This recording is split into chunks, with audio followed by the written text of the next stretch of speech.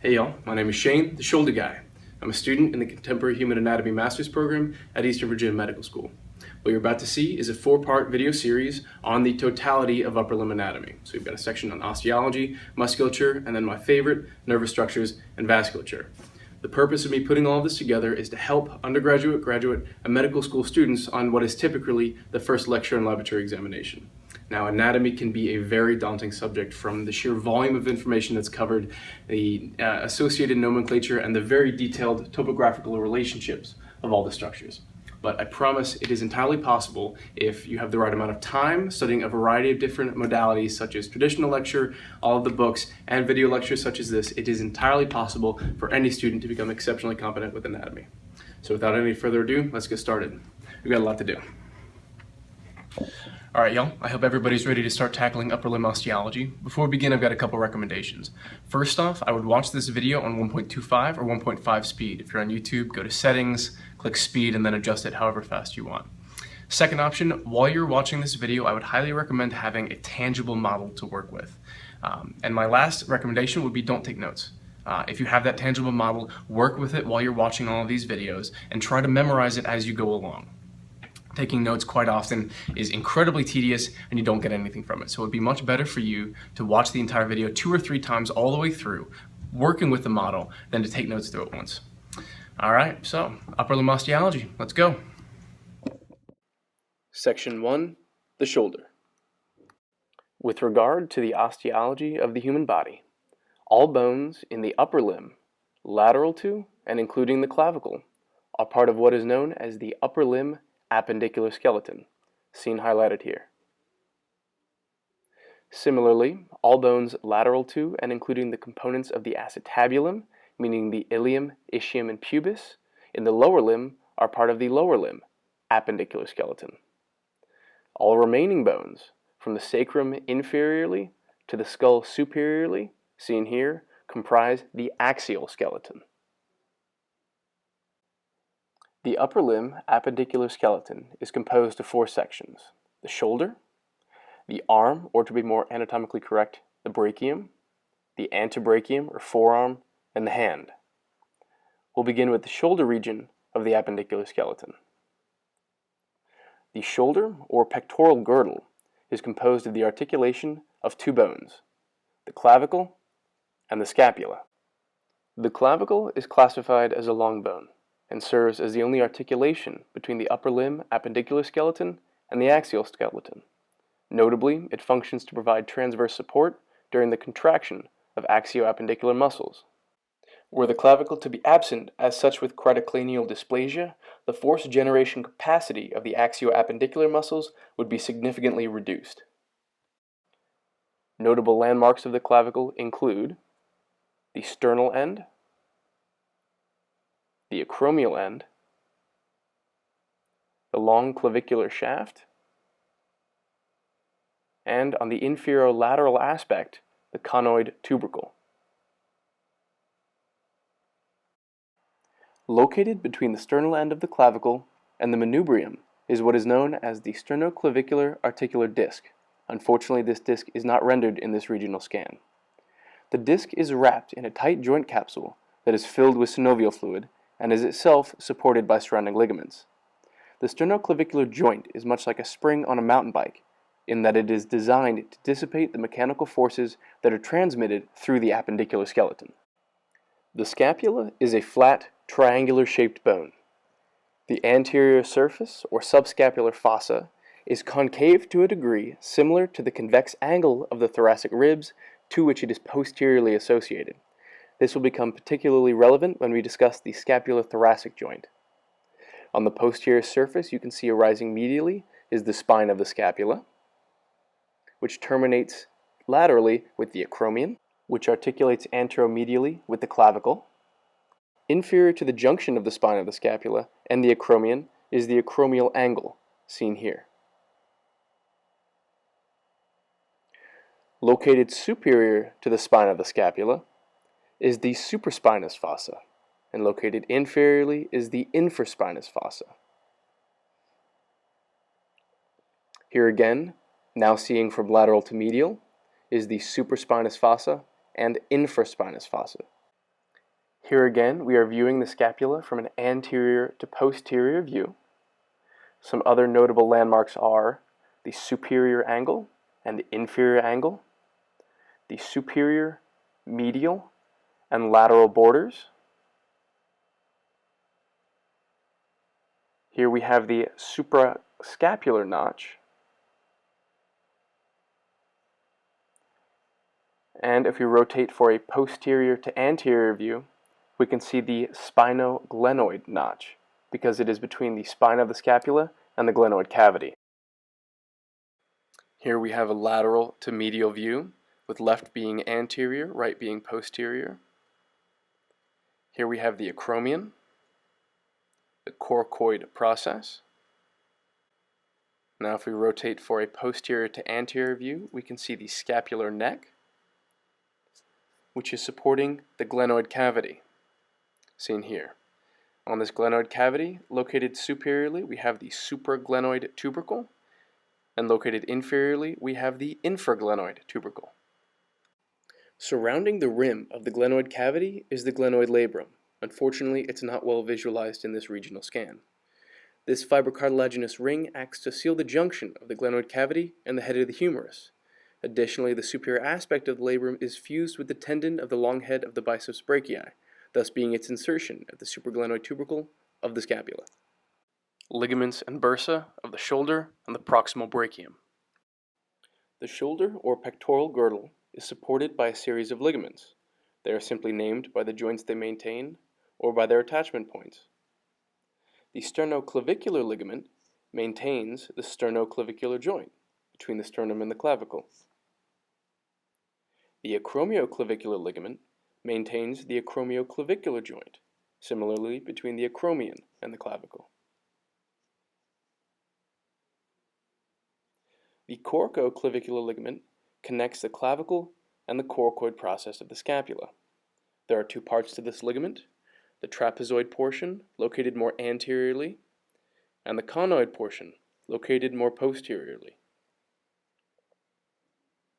The coracoacromial ligament connects the coracoid process of the scapula and the acromion of the scapula. Covering the suprascapular notch from medial to lateral is the superior transverse scapular ligament. The glenoid cavity of the scapula articulates with the head of the humerus. This ball and socket joint allows for a wide range of motion directed by many muscle tendons passing from medial to lateral and inserting onto the head of the humerus. This region has three notable bursa that function to decrease the friction of skin and tendons that pass over bony surfaces of the region and that allow for freedom of motion of the rotator cuff. Unfortunately, none of these bursa are visualized in this regional scan. Located above the acromioclavicular ligament is the subcutaneous acromial bursa.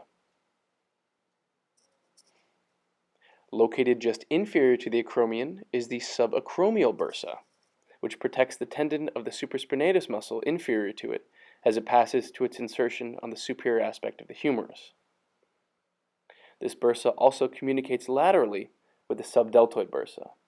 So here again you can see the subacromial bursa communicating laterally now with the subdeltoid bursa. Finally, there is a subcoracoid bursa located inferior to the coracoid process of the scapula that functions to reduce the friction of the subscapularis, coracobrachialis, and short head of the biceps brachii tendons. Section 2, the arm or brachium. The brachium has only one bone, the humerus. It is classified as a long bone and is the longest bone of the upper limb. Proximally, the head of the humerus articulates with the glenoid cavity of the scapula, and distally with the ulna medially and the radius laterally.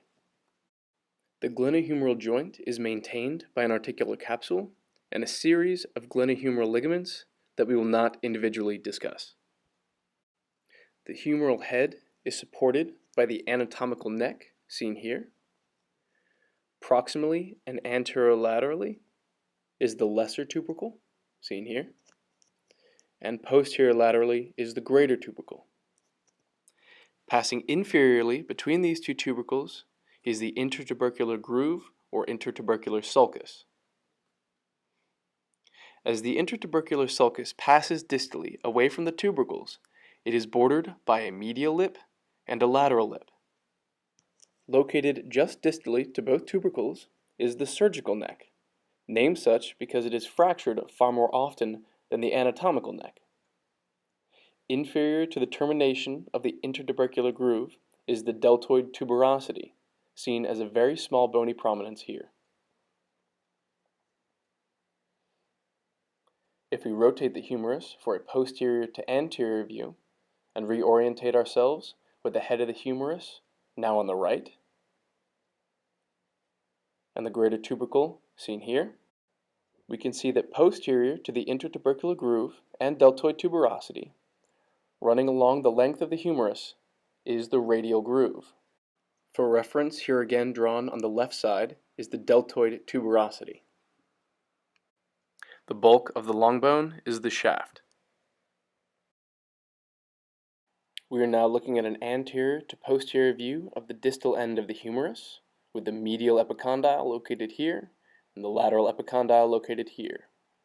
Above these, we have the medial supracondylar ridge and the lateral supracondylar ridge. Between these two condyles located anteriorly is the coronoid fossa. This fossa will receive the coronoid process of the ulna during flexion of the antebrachium.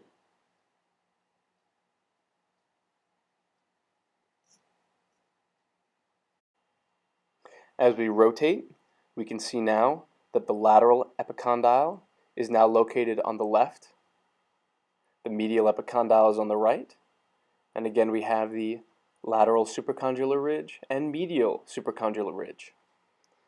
Between these two condyles posteriorly is the olecranon fossa, seen here.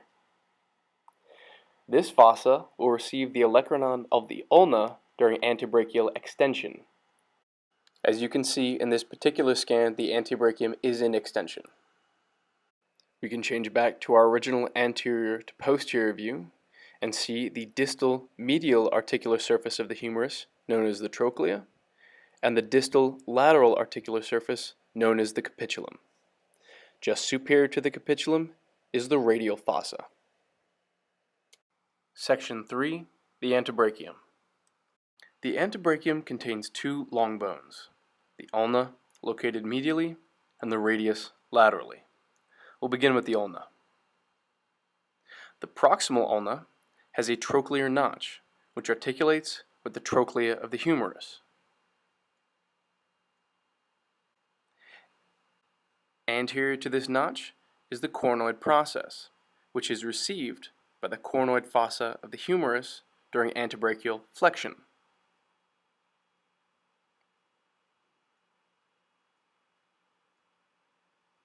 The superior aspect of the ulna is known as the olecranon process, which is received by the olecranon fossa of the humerus during antebrachial extension. Just lateral to the coronoid process is the radial notch. This notch articulates with the head of the radius laterally.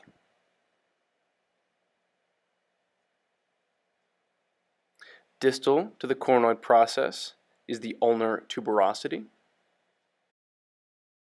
Similar to the humerus, the bulk of this long bone is known as the shaft. The shaft ends with the head of the ulna laterally and the styloid process medially. Now we will examine the radius. Inversely from the ulna, the radial head is located on the proximal end of the bone. This radial head articulates with the capitulum of the humerus superiorly and sits in the radial notch of the ulna medially. The radial head is received within the radial notch of the humerus during antebrachial flexion, and it is supported by the radial neck. Located inferomedially to the neck is the radial tuberosity. Similar to both the humerus and the ulna, the bulk of this long bone is known as the shaft. On the medial distal aspect is the ulnar notch, which articulates with the head of the ulna.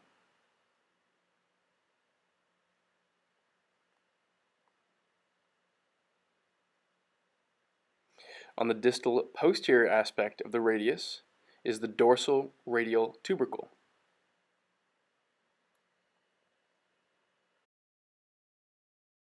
Finally, the radius ends laterally with the styloid process of the radius. The elbow joint is in a T shape with three notable articulations.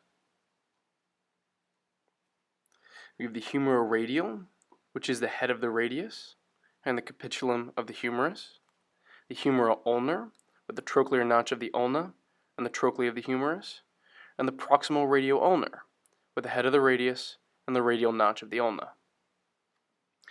The Antebrachium osteology in musculature allows for pronation and supination of the hand. However, due to the nature of the articulation of the ulnar trochlear notch with the trochlea of the humerus, there can be no ulnar rotation. Therefore, it is the free articulation of the radiohumeral joint, as well as the proximal and distal radioulnar joints, that allow for the pronation and supination movements.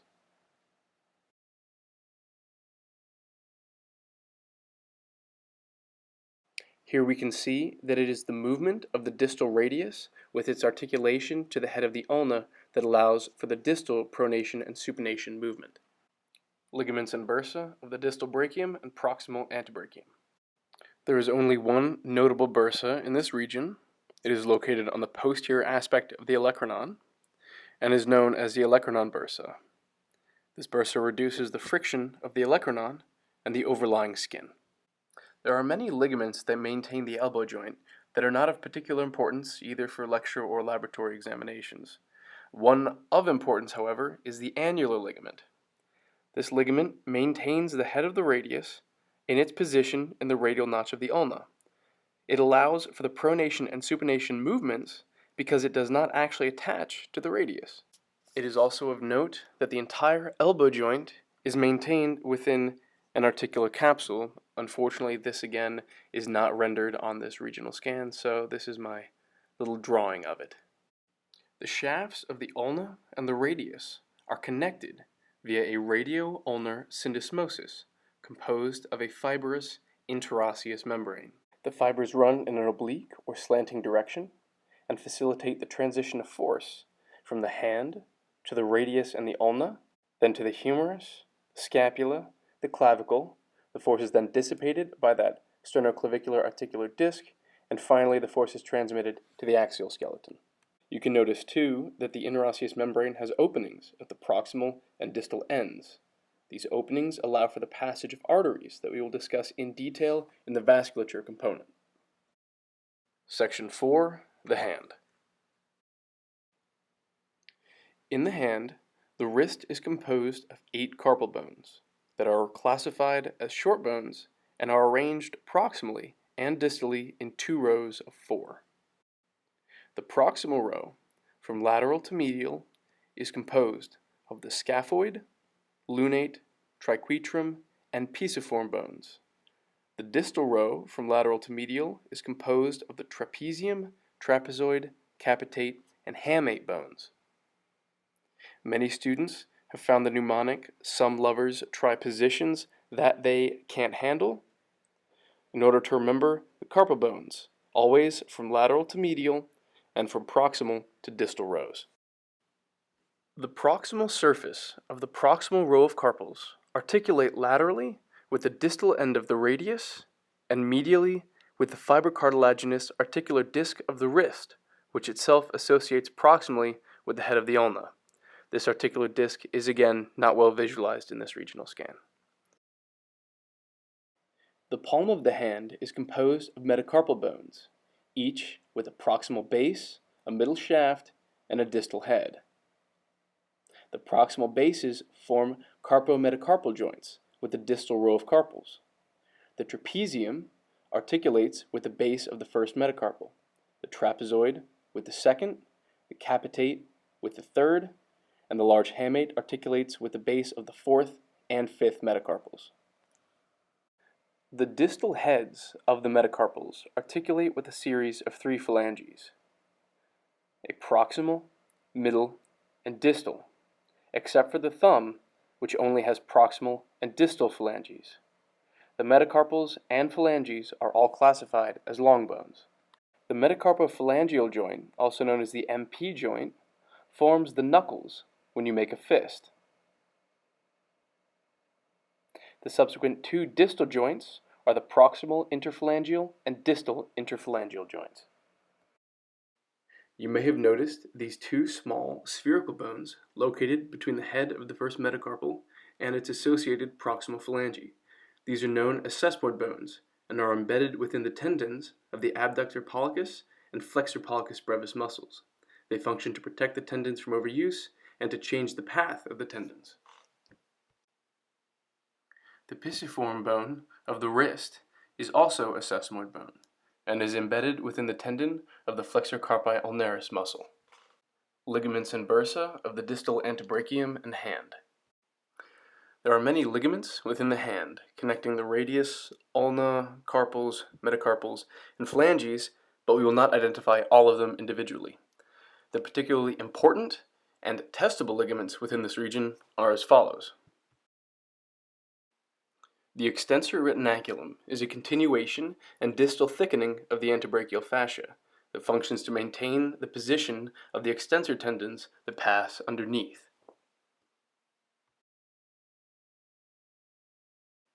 As we rotate this model, you'll notice that the extensor retinaculum is continuous with the anteriorly associated palmar carpal ligament seen here. This ligament forms the roof of what is known at EVMS as the dead French guy's canal, or otherwise known as Guillon's canal. This canal will be highly important in the nervous flexure of the upper limb, specifically as it pertains to the ulnar nerve. Deep to and distal from the palmar carpal ligament is the anterior continuation of the antebrachial fascia, known as the flexor retinaculum, or more descriptively as the transverse carpal ligament. This ligament forms the carpal tunnel, which maintains the positions of the flexor tendons that pass underneath, and will also be important as it pertains to the median nerve. The triangular-shaped tendon seen here is what is known as the palmar aponeurosis. It is a tendinous structure that functions to invest the tendons of many hand muscles. It originates with the flexor retinaculum and extends to the proximal base of phalanges 2 through 5. It is also continuous with the superficial transverse metacarpal ligament that functions to maintain the superficial fascia and skin tight against the palmar aponeurosis. Finally, while not visualized here on the anatomage, there are a series of articular capsules in the region. The carpo-metacarpal articular capsule only occurs between the trapezium and the base of the first metacarpal. In between the metacarpals and the associated phalanges are the metacarpophalangeal articular capsules. And seen here between the proximal and middle and distal phalanges are the proximal and distal interphalangeal articular capsules, respectively.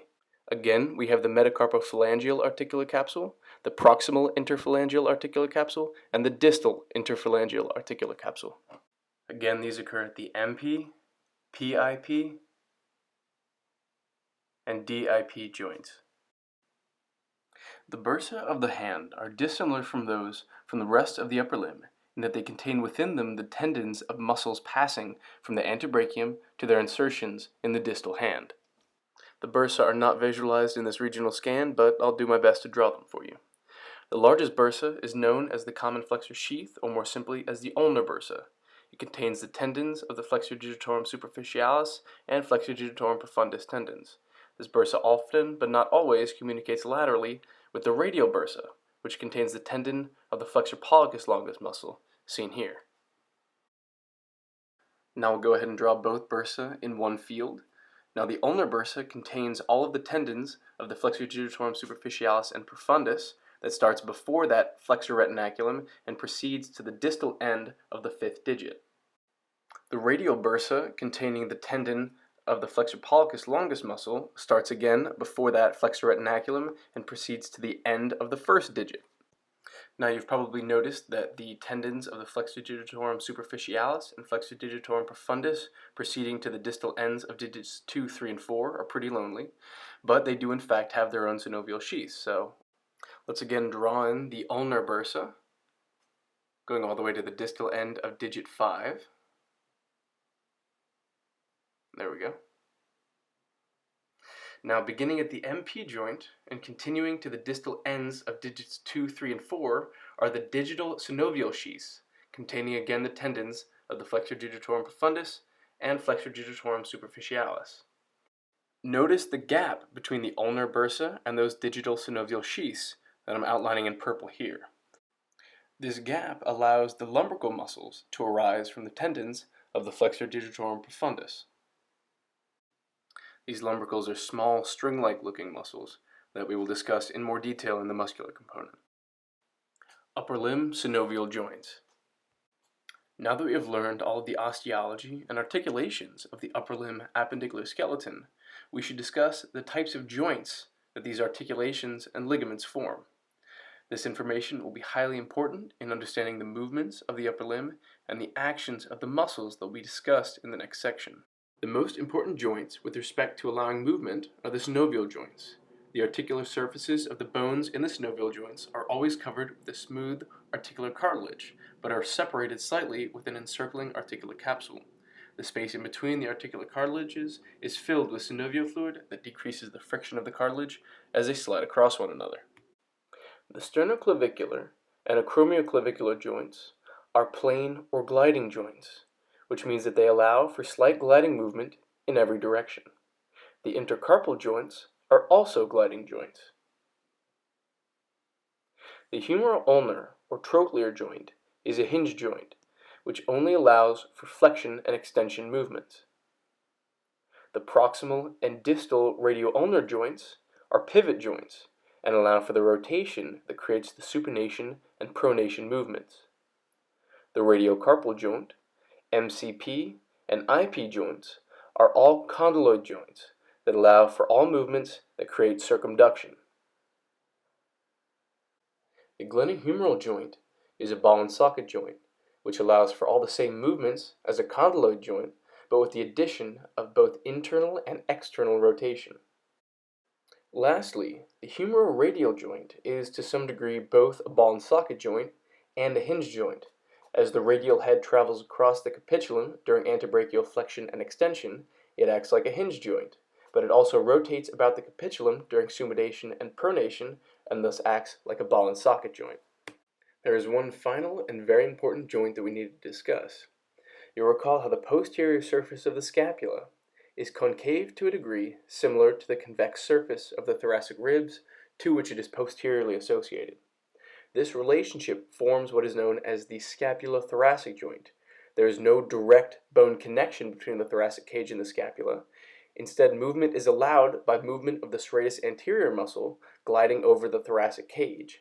It is this joint that allows for the elevation, depression, protraction, and retraction of the scapula. It is the movement of the scapulothoracic joint, in addition to the glenohumeral joint, that allows for what is known as scapulohumeral rhythm. We do not have time to discuss this here, but if you're interested, examine the clinical correlation and additional information section. Alright, good job, y'all. We've just gone through the totality of upper limb osteology. We'll see you in the muscular section.